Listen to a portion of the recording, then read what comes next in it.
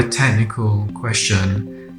So I guess it's a relatively technical answer. So there are second order methods, things which try to make more use of the curvature of the areas of the landscape. So these are, there's been a sort of fairly heavy investigation into these kinds of second order techniques recently, in the last 5 years at least.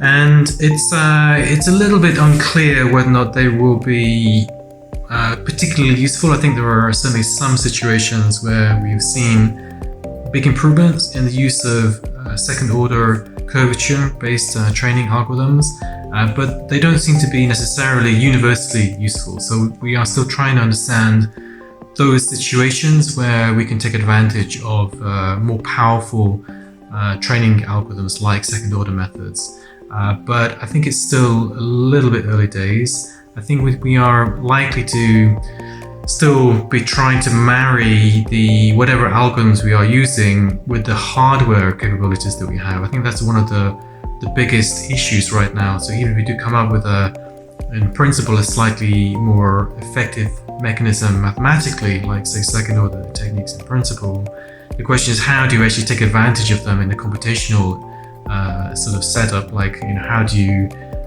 implement that efficiently on a GPU, for example, or some similar structure?